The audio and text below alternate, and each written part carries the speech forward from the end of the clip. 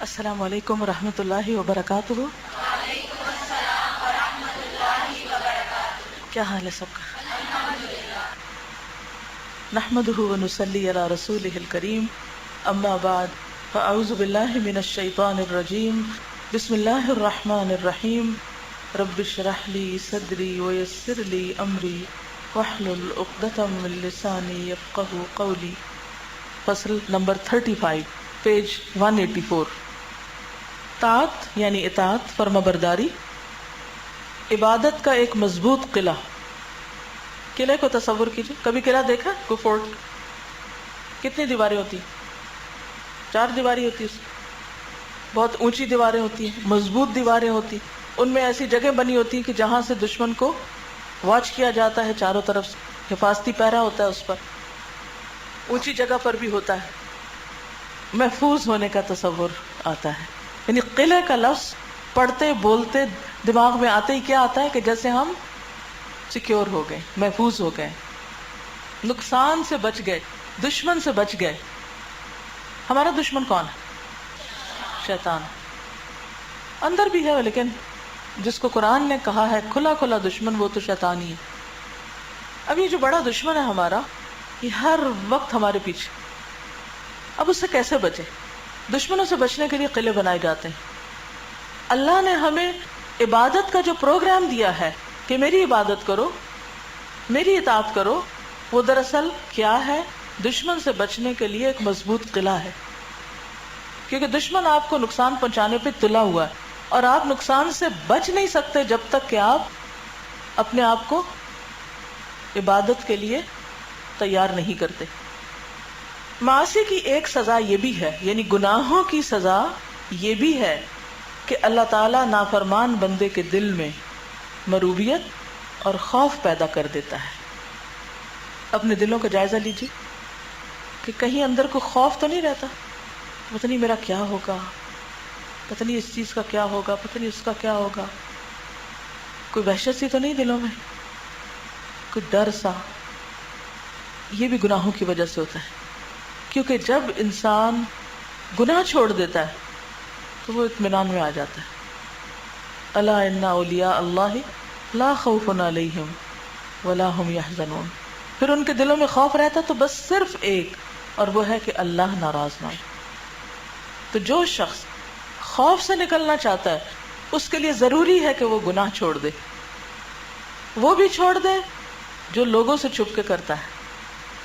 کیونکہ عام طور پر کیا ہوتا ہے کہ انسان اپنے آپ کو محفوظ سمجھتا ہے جب کوئی چھپ کے کام کر رہا ہوتا ہے.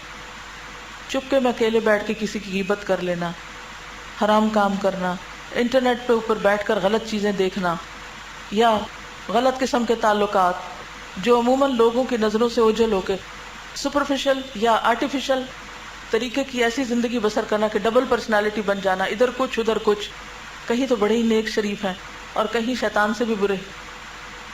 اور یہ جو دوہرے معیار ہے یہ انتہائی خطرناک رویہ، کیونکہ منافق 2 چہروں والا ہوتا ہے. اور آج آپ دیکھیے کہ بعض اوقات ہماری یوتھ بالکل دوہری زندگی گزار رہی ہوتی. خاندان، فیملی کے سامنے بالکل بڑے نیک شریف بھلے مانس بچے ہیں، لیکن دوسرا ان کا رخ بالکل کہیں اور کچھ اور ہے جو چھپا ہوا ہے. اب اس کی وجہ سے ایک انسیکیورٹی بھی ہے، خوف بھی ہے. یہ کیوں ہے؟ گناہوں کی وجہ سے ہے. پتہ ہے، دل گواہی دیتا ہے، کانوں میں باتیں پڑتی رہتی ہیں کہ اچھا کیا اور برا کیا ہے، لیکن اس کے باوجود برائیوں سے نکل نہیں پاتے. تو یہ ایک لازمی شرط، یعنی دل میں اگر کوئی خوف ہے تو there is something wrong. کوئی نہ کوئی گناہ ایسا ہے کہ جس کو ہم گناہ نہیں سمجھ رہے، لیکن وہ ہے غلط، اس لیے وہ اپنا اثر دکھا رہا ہے. بالکل ایسے جیسے ہم کچھ کھاتے ہیں تو ہمیں نہیں پتا ہوتا کہ خوراک ہمارے لیے اچھی ہے یا نہیں، اور ہم اچھی والی خوراک کھا رہے ہیں، آرگینک کھا رہے ہیں، اس کے باوجود بیمار ہیں کیونکہ ہمیں پتہ نہیں. پھر ہم ڈاکٹر کے پاس جاتے ہیں تو وہ ہمیں بتاتا او تم تو فلاں چیز سے الرجک ہو، تم تو دودھ نہیں پی سکتے، تم گندم نہیں کھا سکتے، یہ تم کچھ اور انسان سمجھتا ہے کہ میری تو اتنی سی ڈائٹ ہے اور اتنا صاف ستھرا ہے اور سب، لیکن اس کے باوجود ڈائجیشن نہیں ہو رہی. تو بات یہ کہ وہ جہالت تھی نا، پتہ ہی نہیں کہ کون سی چیز آپ کے لیے سوٹیبل ہے اور کون سی نہیں. اسی طرح بعض اوقات انسان جانے یا انجانے میں ایسے گناہ کرتا ہے کہ جو ہیں گناہ اور انسان کی فطرت اور طبیعت پہ بھاری ہے، لیکن انسان ان کو پوری طرح آئیڈینٹیفائی نہیں کر رہا، اور وہ اس کے دل پر بوجھ بنے چلے جا رہے ہیں اور دل کی وحشت میں اضافہ کیے چلے جا رہے ہیں۔ اسی لیے دعا مانگی جاتی ہے نا کہ اللہم انی اعوذ بک من ان اشرک بک وانا اعلم واعوذ بک من ان اشرک بک وانا لا اعلم، کہ اللہ میں اس شرک سے بھی پناہ چاہتا ہوں جس کو میں جانتا ہوں اور اس کا ارتکاب ہو جاتا ہے، اور اس سے بھی جس کو میں جانتا نہیں اور اس کو مرتکب ہو جاتا ہوں۔ تو بعض گناہ ایسے ہیں کہ جن کو ہم انجانے میں کرتے ہیں، اور بعض ایسے ہیں جو جان بوجھ کے کرتے ہیں، بعض ایسے ہیں جو ڈھٹائی کے ساتھ لوگوں کے بیچ میں کرتے ہیں، اور بعض ایسے ہیں جو چھپ کے کرتے ہیں۔ یعنی بعض لوگوں کو تو کوئی حیا نہیں ہوتی، وہ عین مجلس میں بیٹھ کے کسی نہ کسی کی برائی شروع کر دیتے ہیں۔ کچھ لوگ ایسے ہوتے ہیں کہ جو سامنے تو ذرا کسی کی بات کرتے ہوئے شرماتے ہیں، لیکن چھپ کے وہ پیٹھ پیچھے الگ ہو کر خوب خوب دوسروں کی عزت اچھالتے ہیں۔ ہے تو برائی نا، برائی تو برائی ہے، پھر اپنے آپ کو تعویل دے دیتے نہیں ہم تو اس کا بھلا چاہتے ہیں اس لیے ہم یہ برائی کر رہے ہیں۔ برائی برائی ہے، چاہے آپ لاگ لپیٹ کے کریں، کھلے عام کریں، پیٹھ پیچھے کریں، سامنے کریں، جیسے بھی کریں۔ جب آپ کسی کے لیے دل میں برا کر لیتے ہیں نا، جب آپ کے دل میں کسی کے لیے برائی آ جاتی ہے، وہیں خوف آ جائے گا۔ اگر آپ چاہتے ہیں کہ آپ خوف فری ہو جائیں، لوگوں کے باتوں کو بلا دیں، لوگوں کو معاف کر دیں، ان کے بارے میں جو نیگیٹو تھنکنگ ہے اس کو باہر نکال پھینکیں، کیونکہ وہ ہمیں ہلاک کر رہی ہے۔ اور ہم کیا سوچیں کہ ان کا معاملہ خدا کے ساتھ، میں ان کی اصلاح کروں گا جتنی میں کر سکتا ہوں، اور اس کے بعد وہ جانے، ان کا رب جانے، میں تو رب نہیں ہوں، میں کس کس کا حساب لوں۔ اور انسان مطمئن ہو جائے، جو ذمہ داریاں فرائض عائد ہوتے ہیں ہم پر، ان فرائض کو ادا کریں اور باقی معاملہ اللہ پہ چھوڑ دیں۔ گناہگار آدمی کو تم ہمیشہ مروب اور خوف زدہ پاؤ گے، کیونکہ اطاعت ہی ایک ایسی چیز ہے جو دنیا اور آخرت کی عقوبتوں سے بندے کو محفوظ رکھتی ہے۔ کیا چیز سزاؤں سے بچاتی ہے انسان کو؟ اللہ کی اطاعت، عبادت۔ اطاعت، عبادت اور اللہ تعالیٰ کی فرما برداری ہی اللہ تعالیٰ کا ایک مضبوط قلعہ ہے۔ جو آدمی اس میں داخل ہو جائے گا دنیا اور آخرت کی تکالیف سے محفوظ ہو جائے گا۔ جو آدمی اس قلعے میں داخل ہو جائے گا، یعنی اطاعت کرنا شروع کر دے گا، اللہ کی بات مانے گا، گناہ چھوڑے گا، وہ اس خوف کی تکلیف سے محفوظ ہو جائے گا۔ جو اس قلعے سے باہر نکلے گا، یعنی اللہ کی بات نہیں مانے گا، نافرمانی کرے گا، وہ خوف و ہراس اور مسائل اور آلام کا شکار ہو جائے گا۔ جو بندہ اطاعت الہی کو اپنا شیوا بنا لے گا، ہمہ قسم یعنی ہر قسم کا خوف و ہراس اس کے لیے امن اور سکون اور اطمینان اور تسکین میں تبدیل ہو جائے گا۔ جب آپ نے کسی کی برائی کی نہیں تو آپ کو ڈر کس کا؟ خوف ہی نہیں رہے گا۔ لیکن اگر آپ نے کسی پہ الزام لگایا، کسی کی غیبت کی، کسی کے لیے دل میں برا رکھا، تو کیا ہوگا کہ آپ کو ہمیشہ دھڑکا لگا رہے گا کہ اچھا اس کو پتہ چل گیا تو پھر کیا ہوگا۔ عاصی اور نافرمان، عاصی یعنی گناہگار، اور نافرمان کا حال تو ہمیشہ تم ایسا پاؤ گے گویا اس کا دل کسی پرندے کے پروں میں جوڑ دیا گیا ہے۔ یعنی دل باہر ہے۔ جو دل باہر ہوتا ہے وہ کیسے ہوتا ہے؟ پر پھڑکے تو کیا ہوگا؟ دل بھی خوب اٹھے بیٹھے گا، خوب ڈرے گا۔ دروازہ کھٹکا، سمجھا شکاری آ گیا، قدم کی آہٹ سنی، سمجھا اسرائیل آ گیا، کہیں سے کوئی آواز آئی، سمجھا اسی کو کچھ کہا جا رہا ہے، اور ہر ناگوار چیز گویا اس کی تلاش میں پھر رہی ہے۔ کوئی گاڑی سامنے آ رہی، بس اسی کو ٹکر مارے گی۔ یعنی کہ ہر وقت اس کے دل کے اندر ایک خوف رہتا ہے کہ آئی میری شامت۔ اور یہ کیوں ہوتا ہے؟ ان گناہوں کی وجہ سے جو ہمارے اندر دبے ہوں اور اس پہ ہم نے توبہ نہیں کی۔ بس حقیقت یہ ہے کہ اللہ تعالیٰ سے ڈرنے والا ہر خوف سے محفوظ ہو جاتا ہے۔ یعنی ایک ڈر انسان کو ہر چیز سے بے ڈر کر دیتا ہے، اور جو اس سے نہیں ڈرتا، کس سے؟ اللہ سے، ہر چیز اسے ڈراتی ہے۔ اس جملے کو مارک کر لیجیے، جو اللہ سے نہیں ڈرتا ہر چیز اسے ڈراتی ہے۔ کسی شاعر نے کیا اچھی بات کہی ہے، بدأ قضاء اللہ بین الخلق مذ خلقوا ان المخاوف والاجرام فی قرنی۔ جب سے مخلوق پیدا ہوئی اللہ تعالیٰ کا یہ فیصلہ رہا کہ مخاوف یعنی خوف اور جرائم ہمیشہ ہم قرین رہے، دوست رہے۔ جرم اور خوف دوست ہیں، گناہ اور خوف ساتھ ہی ساتھ ہیں، اکٹھے ہیں۔ جہاں غلط کیا وہیں پریشانی آئے گی، وہیں خوف ہوگا۔ معاصی کی ایک سزا یہ بھی ہے کہ قلوب کے اندر خطرناک قسم کی وحشت پیدا کر دیتے ہیں۔ کیا کہا؟ پڑھیے اس جملے کو.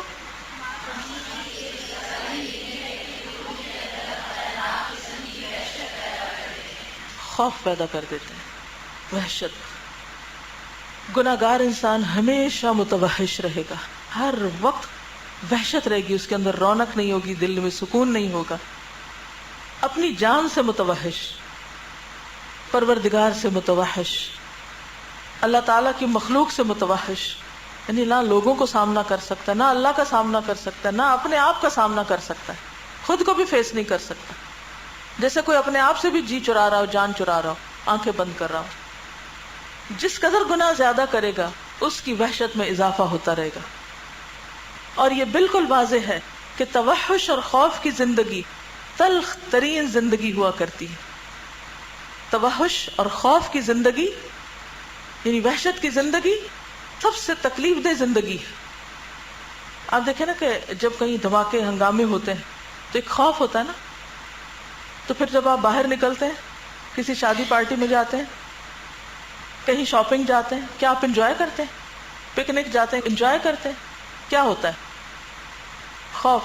اس کیفیت کو یاد کیجئے کہ کسی چیز میں دل نہیں لگتا، کوئی کام کرنے لگتا ہے تو آپ انجوائے نہیں کرتے. تو بالکل اسی طرح جس شخص کے اندر وحشت ہوتی ہے وہ کسی بھی اپنے کام کو انجوائے نہیں کرتا، کہیں دل نہیں لگتا اس کا. اور بہترین زندگی وہ ہوتی ہے جو سکون اور مانوسیت کی زندگی ہو. ایک عقل مند انسان لذت گناہ اور وحشت گناہ کا موازنہ کرے تو اسے معلوم ہو جائے گا کہ گناہگار کی حالت کس قدر خراب ہے، وہ کس قدر گھاٹے اور خسارے میں ہے. اور افسوس کرے گا کہ اس نے اطاعت کی مانوسیت، اطاعت کے امن و سکون اور اطاعت کی حلاوت اور شرینی کو، یعنی مٹھاس کو، سویٹنس کو، معصیت کی وحشت اور معصیت کے خوف و ہراس کے عوض کیوں فروخت کر دیا ہے. یعنی اگر آپ اپنی کاپی پر ایک لائن درمیان میں لگائیں، ایک طرف لکھیں لذت گناہ اور دوسری طرف لکھیں وحشت گناہ. لذت گناہ، وحشت گناہ. لذت گناہ کیا ہے؟ مثلاً آپ کا کوئی ایسا کام کرنے کو دل چاہ رہا ہے کہ جو اللہ نے منع کیا ہے، سب کو پتا ہے نا. مثلا حجاب اللہ نے عورت پہ فرض کیا، اب آپ حجاب اتار کے کسی کو امپریس کرنے جا رہے ہیں، کیونکہ بعض اوقات لوگوں کے خوف سے ہم اتارتے ہیں. اب یہ کیا لذت گناہ ہے؟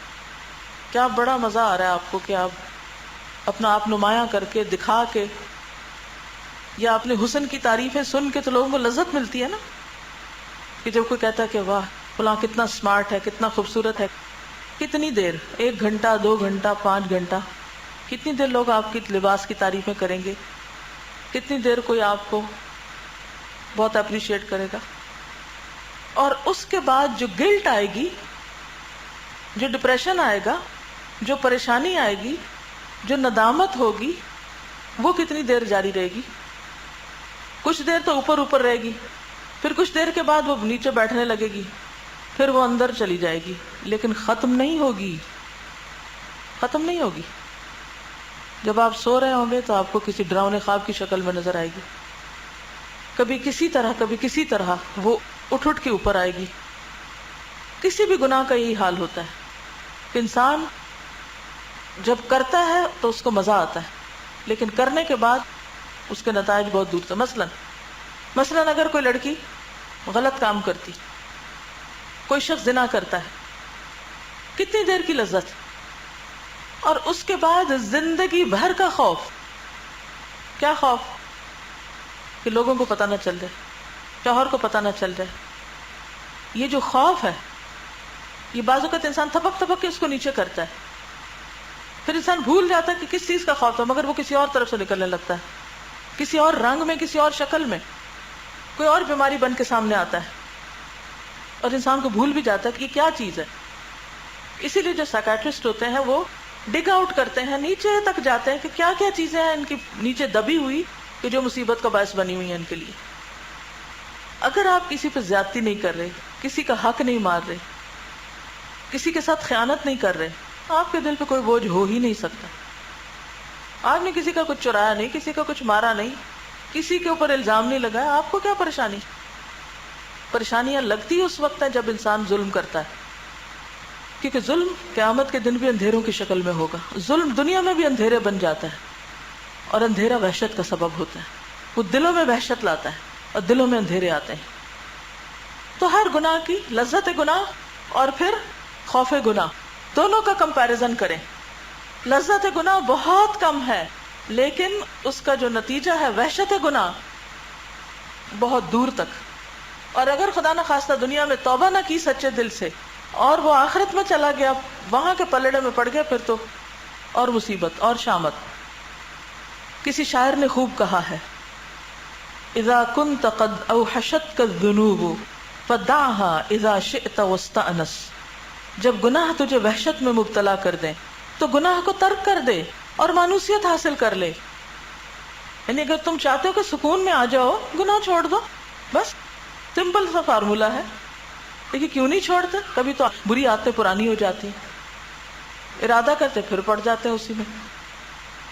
بعض اوقات کسی انسان سے ہمیں ضد ہوتی، اس کو ہم برداشت ہی نہیں کر سکتے، بس وہ دیکھتے جاتے ہیں تو ہمارے ہاتھ کانپنے لگتے ہیں کہ پھر ہمارے سامنے آ گیا. اب ہمیں مانوسیت وقتی طور پہ کس سے ہوتی ہے؟ جب ہم اس کی کو برائی کر لیں، اس کو لیٹ ڈاؤن کر لیں یا اس کو تنگ کر لیں. لیکن ہوتا کیا، وہ وقتی جو لذت آ رہی ہوتی ہے ہمیں کوئی بھی ایسا کام کر کے، پھر وہ ایکیومولیٹ ہو جاتی ہے کسی اور مصیبت کی شکل میں. تو یہ حل نہیں ہوتا. حل کیا ہے؟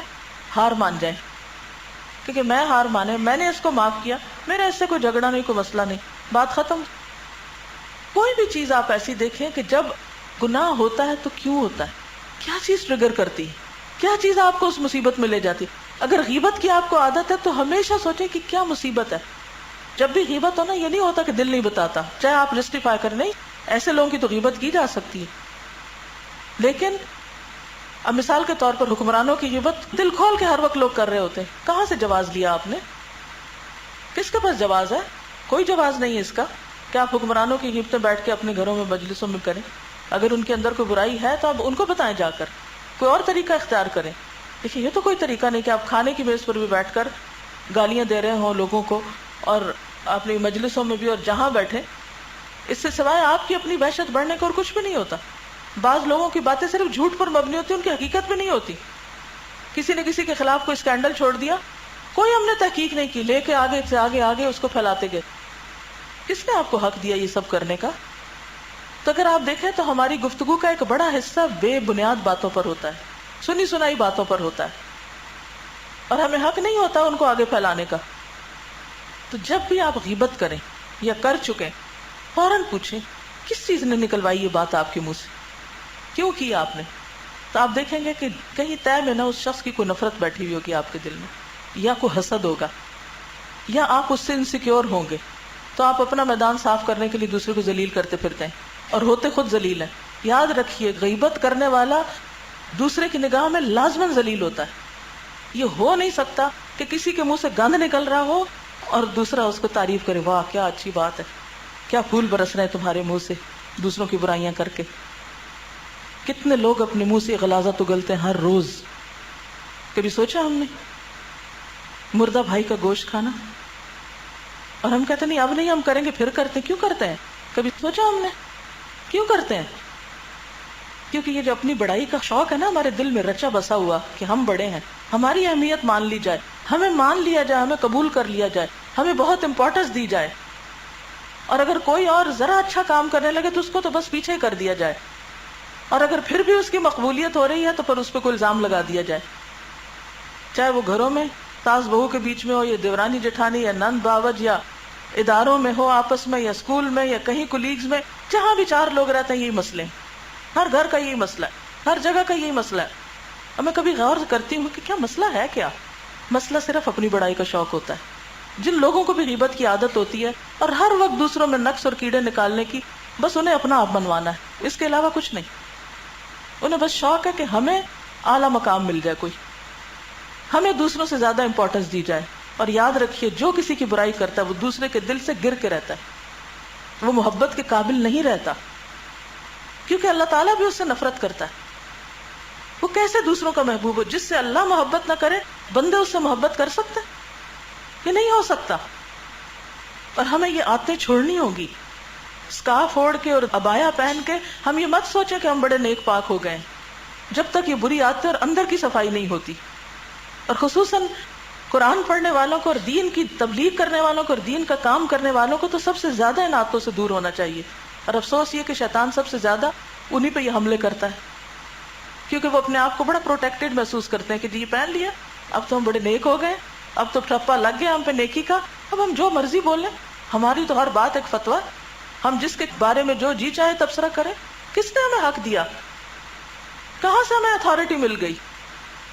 تو اس پر بہت غور کرنے کی ضرورت ہے.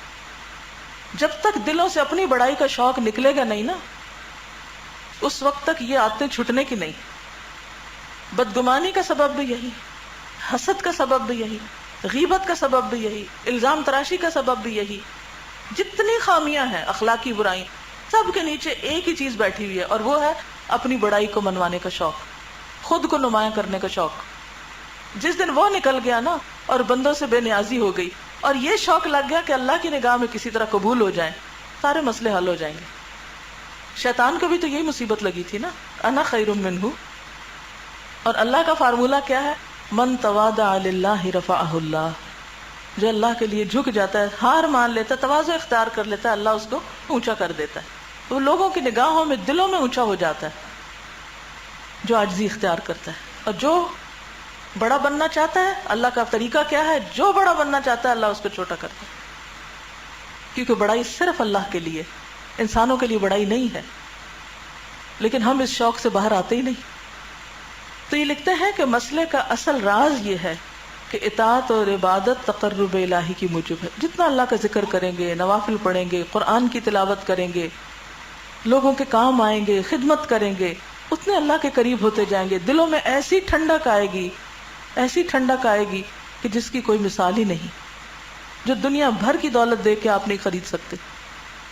یہ تقرب جس قدر زیادہ ہوگا، مانوسیت، طمانینت اور سکون زیادہ ہوگا. کوئی اپریشیٹ نہ کرے، کوئی پریشانی نہیں.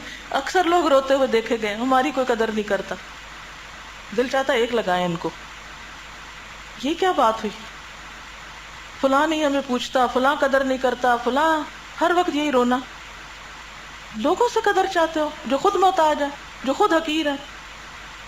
قدر تو اس کی ہے جس کی اللہ کے یہاں قدر ہے. ساری دنیا بھی آپ کو اپنی آنکھوں پہ بٹھا لے، کوئی مقام نہیں جب تک اللہ کی نگاہ میں کوئی مقام نہیں. لوگوں سے عزت مانگتے، ان العزت للہ جمیعا. عزت تو ساری اللہ کے لیے ہے، بندوں کے لیے تھوڑی ہے. وہ تو جس کو اللہ چاہے تو عز من تشاء و تذل من تشاء، جسے تو چاہے عزت دے، جسے تو چاہے ذلیل کر دے. بندے کچھ نہیں کر سکتے، یہ پیچھے سے اللہ کا ہاتھ ہوتا ہے جو جس کو ملتا ہے. ساری دنیا بھی کسی کو ذلیل کرنا چاہے تو نہیں کر سکتی. کیا قریش نے مل کر حضور صلی اللہ علیہ وسلم کو ہر طرح کی اذیتیں نہیں دی تھی کہ نیچا کرنے کی کوشش نہیں کی تھی؟ لیکن کیا وہ نیچے ہو گئے تھے؟ جنہوں نے کوشش کی تھی نا آپ کو نیچا کرنے کی، وہ خود ذلیل ہوئے. کہاں ہے ابو لہب؟ کہاں ہے ابو جہل؟ کہاں ہے ان کے ساتھی؟ ان کا نام بھی نہیں. اور جس کو وہ طرح طرح کے الزام لگا کر اور طرح طرح کی سزائیں دے، تکلیفیں دے کر نیچا کر رہے تھے، اس کی شان اللہ نے بلند کر دی کہ مخلوق میں سے اس جیسی شان کسی کی نہیں. یہ کس نے کیا؟ یہ اللہ نے کیا. بندوں سے عزت مانگتے ہو اور بندوں کے آگے روتے ہو. اللہ کے آگے رونا سیکھو. بندوں کے آگے واویلے کرتے ہو، بندوں کو دکھ سناتے ہو، اللہ کو دکھ سناؤ. پھر دیکھو دکھ دور ہوتے ہیں کہ نہیں. جب تک بندوں کو دکھ سناتے رہو گے، خدا کی قسم کبھی دکھ دور نہیں ہوگے. اور جس دن بندوں کو چھوڑ کر اللہ کو سنانے لگ گئے، دل ٹھنڈے ہو جائیں گے، کوئی دکھ رہے گا ہی نہیں. لیکن شیطان نے ہمیں بہکایا ہوا ہے. چھوٹی چھوٹی بات پر ہم بندوں کے دروازے جا کھٹکھٹاتے ہیں، اور اتنا بڑا در ہر روز کھلتا ہے. وہ پکارتا ہے کہ آؤ مجھ سے مانگو میں تمہیں دوں گا. ادعونی استجب لکم انی قریب. ہاں اس کی یاد ہی کوئی نہیں، اسے بھولے ہوئے ہیں. تو جتنا اللہ کا قرب ہوگا اتنی ٹھنڈک زیادہ ہوگی، اور جتنا لوگوں کے پیچھے جاؤ گے اتنی وحشت زیادہ ہوگی. گناہ پروردگار سے دور لے جاتے ہیں، لیکن قرب کا مطلب کوئی جسمانی قرب نہیں ہے. وہ کیا ہے؟ نیکیوں کے ذریعے. ففروا الی اللہ فاستبقوا الخیرات. گناہ پروردگار سے دور لے جاتے ہیں، پیچھے پیچھے پیچھے ہوتا جاتا ہے انسان نافرمانیوں کی وجہ سے، انہی غیبتوں اور انہی باتوں کی وجہ سے. جس قدر گناہ زیادہ ہوں گے وحشت زیادہ ہوگی. مانوسیت اور وحشت کا اصل راز یہی ہے. دشمن کتنا ہی قریب ہو لیکن اس سے وحشت ہی ہوگی، اور محبوب کتنا ہی دور رہے مگر اس سے محبت اور انس ہی ہوگا. یعنی جس سے آپ کو محبت ہوتی ہے وہ ہزاروں میل بھی دور ہو، اس کا نام سنتے ہی آپ کے دل میں کیا ہوتا ہے؟ یہ اس سے بات کر کے آپ کے دل میں خوشی آ جاتی. اور اس کے برعکس دشمن سامنے بھی بیٹھا ہو تو کیا ہوتا ہے؟ وحشت ہی ہوتی رہتی ہے. وحشت کا اصل سبب حجاب قلب ہے، دل پہ پردہ پڑا ہوا ہے. یہ حجاب جس قدر گہرا اسی قدر وحشت زیادہ ہوگی. وحشت کا موجب گو غفلت ہے، لیکن معصیت اور گناہ کی وحشت غفلت کی وحشت سے بھی زیادہ ہوتی. معصیت اور گناہ کی وحشت غفلت کی وحشت سے بھی زیادہ ہوتی ہے. اور پھر معصیت کی وحشت سے زیادہ وحشت کفر ہے. اہل معاصی یعنی گناہ گاروں کو دیکھ لیجئے کہ جس درجے کے معاصی کے مرتکب ہوں گے، یعنی جیسے جیسے گناہ کریں گے اسی قسم کی اور اسی درجے کی انہیں وحشت ہوگی. تو ہم اپنا جائزہ لے لیں کہ ہمارے اندر کتنی وحشت ہے، کس درجے کی وحشت ہے. اس کو آپ گریڈ کر لیں، 10 نمبر لگا کے دیکھیں، 1 نمبر ہے، 2 ہے، 3 ہے، 4 ہے. اور جتنے نمبر کی وحشت ہے نا، بس سمجھے کہ اتنے ہی کل گناہ ہے. بڑے معاصی کی وحشت بڑی ہوگی اور چھوٹے کی چھوٹی. جس قدر معاصی بڑے ہوں گے وحشت بڑی ہوگی، اور جس قدر زیادہ ہوں گے وحشت زیادہ ہوگی. پھر وحشت کا یہ حال ہو جائے گا کہ گناہگار کا قلب وحشتوں سے لبریز ہو جائے گا. اس کے چہرے سے وحشت برسنے لگے گی اور ساری مخلوق سے وہ متوحش ہوگا، لوگوں سے ڈرنے لگے گا اور مخلوق اس سے متوحش ہو جائے گی. جب آپ لوگوں کے قریب نہیں جاتے تو لوگ بھی آپ کو قریب نہیں کرتے. عام طور پہ لوگوں کو شکایت ہوتی ہے، لوگ کوئی مجھے پوچھتا نہیں. بھئی آپ کتنا پوچھتے ہیں دوسرے کو؟ اگر کوئی آپ کو نہیں پوچھتا تو آپ آگے بڑھ کے پوچھنا شروع کر دیں، دیکھیں سبھی آپ کو پوچھنے لگیں گے. غلطی اپنی ہوتی ہے، الزام دوسروں کو دے رہے ہوتے ہیں اور سزا بھی خود ہی بھگت رہے ہوتے ہیں. کیونکہ جتنا اندر رونا دھونا ہے وہ اپنے آپ کوئی عذاب ہے نا، یہ اندرونی عذاب ہے جس کو ہم پہچانتے نہیں. اور اس کا واحد حل اللہ سے توبہ ہے. کثرت سے استغفار، کثرت سے آیت کریمہ پڑھے اور رو کے پڑھے اور کہیں کہ واقعی اللہ میں گناہگار ہوں، میرے وہ گناہ جو میں کر رہا ہوں اور مجھے پتہ ہی نہیں وہ مجھے دکھا دے اور مجھے ان سے روک دے، اور مجھے بندوں سے بے نیاز کر دے اور مجھے اپنے در کا محتاج کر دے. کیونکہ جب تک ہمارا اس سے حقیقی تعلق نہیں ہوگا یہ اندر کا عذاب کم نہیں ہو سکتا. تو جو خوشی چاہتا ہے، جو سکون چاہتا ہے، جو اطمینان چاہتا ہے، وہ اللہ کی طرف رجوع کرے، وہ اللہ کے ساتھ سچا ہو جائے، وہ صرف اللہ سے ڈرے، وہ اللہ کو راضی کرنے کی فکر میں لگ جائے، وہ بندوں سے تعریف نہ چاہے، وہ بندوں کے پیچھے نہ جائے، وہ بندوں سے اپنے مسائل کا حل نہ چاہے، وہ صرف اللہ سے مانگے. اللہ سے بڑھ کر کوئی مہربان نہیں، اللہ سے بڑھ کر کوئی غنی نہیں، کوئی نہیں جو ہماری ضرورتیں پوری کر سکے، کسی کے ہاتھ میں کچھ بھی نہیں. لیکن ہم نے اللہ کو چونکہ پہچانا نہیں، اس کی عظمت نہیں پہچانی، اس لیے ہم بندوں کے کندھے پہ سر رکھ کے رونا چاہتے ہیں. جو اللہ کے آگے سجدوں میں روئے اسے بندوں کے کندھوں پہ سر رکھ کے رونے کی ضرورت ہی نہیں رہتی، کیونکہ اس کا رب ہے اس کے آنسو دیکھنے والا. پھر اس کو لطف بھی وہیں آتا ہے، اسی کے در پہ آتا ہے. وہ اپنی بے عزتی محسوس کرتا ہے کہ وہ بندوں کے آگے بیٹھ کے روئے. لیکن اگر ہم اللہ کے آگے نہیں روتے تو پھر بندوں ہی کے آگے روتے رہیں گے. اور بندے بے رحم ہوتے ہیں، بندے کچھ نہیں دیتے اور نہ کچھ کرتے اور نہ کر سکتے ہیں. وہ کسی چیز پہ قادر نہیں، وہ تو ایک مچھر بنانے پہ قادر نہیں، وہ کیا کریں گے ہمارے لیے. تو بہرحال خلاصہ یہی ہے کہ جب تک گناہوں سے بچیں گے نہیں مشکلات آسان نہیں ہوگی. من یتق اللہ یجعل لہ مخرجا، جو اللہ سے ڈرے گا اللہ اس کے لیے ہر مشکل سے نکلنے کا راستہ بنا دے گا. یہ سورۃ الطلاق کی آیت نمبر 2 میں ہے، وَمَن يَتَّقِ اللَّهَ يَجْعَل لَّهُ مَخْرَجًا. اور جو شخص اللہ سے ڈرتا ہے اللہ اس کے لیے چھٹکارے کی شکل نکال دیتا ہے. پھر اگلی آیت میں ہے وَيَرْزُقْهُ مِنْ حَيْثُ لَا يَحْتَسِبُ، اور وہاں سے رزق دیتا ہے جہاں سے وہ سوچ بھی نہیں سکتا، وہاں سے اس کی ضرورتیں پوری ہوتی ہیں. رزق کا کیا مطلب ہے؟ انسان کی ضروریات کا پورا ہونا، جہاں سے انسان نے سوچا بھی نہیں ہوتا، خیال بھی نہیں ہوتا، گمان بھی نہیں ہوتا. وَمَن يَتَوَكَّلْ عَلَى اللَّهِ فَهُوَ حَسْبُهُ، اور جو اللہ پہ توکل کرتا ہے، بھروسہ کرتا ہے، وہ اس کو کافی ہو جاتا ہے، پھر بندوں کی ضرورت نہیں رہتی. إِنَّ اللَّهَ بَالِغُ أَمْرِهِ قَدْ جَعَلَ اللَّهُ لِكُلِّ شَيْءٍ قَدْرًا. اور اللہ تعالیٰ اپنا کام پورا کر کے ہی رہے گا. اللہ تعالیٰ نے ہر چیز کا ایک اندازہ مقرر کر رکھا ہے. یہ جو دیر ہوتی ہے نا، تو بات یہ کہ ابھی وہ وقت نہیں آیا، ہمیں انتظار کرنا ہے ابھی. پھر آگے ہے آیت 5 میں ذالک امر اللہ انزلہ الیکم ومن یتق اللہ یکفر عنہ سیئاتہ ویعظم لہ اجرا. یہ اللہ کا حکم ہے جو اس نے تمہاری طرف اتارا ہے، اور جو شخص اللہ سے ڈرے گا اللہ اس کے گناہ مٹا دے گا اور اسے بڑا بھاری اجر دے گا، بہت بڑا اجر دے گا. اور اس کے برعکس وَكَأَيٍّ مِّن قَرْيَةٍ عَتَتْ عَنْ أَمْرِ رَبِّهَا وَرُسُلِهِ فَحَاسَبْنَاهَا حِسَابًا شَدِيدًا وَعَذَّبْنَاهَا عَذَابًا نُكْرًا فَذَاقَتْ وَبَالَ أَمْرِهَا وَكَانَ عَاقِبَةُ أَمْرِهَا خُسْرًا. اور بہت سی بستی والوں نے اپنے رب کے حکم سے اور اس کے رسولوں سے سرتابی کی، ان کی بات نہیں مانی، یعنی گناہ کیے، تو ہم نے بھی ان سے سخت حساب لیا اور انہیں عذاب دیا، اندیکھا عذاب یعنی سخت عذاب. بس انہوں نے اپنے کرتوت کا مزہ چکھ لیا اور انجام کار انہی کا خسارہ ہوا، یعنی انہی کا نقصان ہوا. تو بات یہ ہے کہ کامیابی اللہ کی اطاعت میں ہے اور ناکامی اللہ کی نافرمانی میں. تو اللہ تعالی ہم سب کو اپنی اطاعت کی توفیق دے اور اپنی نافرمانی سے بچائے، اور جو بھی غلطیاں چھوٹی بڑی ہم سب سے ہوتی ہیں اللہ تعالی ہمیں ان پر معافی کی توفیق دے اور ہمیں معاف فرما دے. وآخر دعوانا ان الحمد للہ رب العالمین. سبحانک اللہم وبحمدک نشہد ان لا الہ الا انت نستغفرک ونتوب الیک. السلام علیکم ورحمۃ اللہ وبرکاتہ.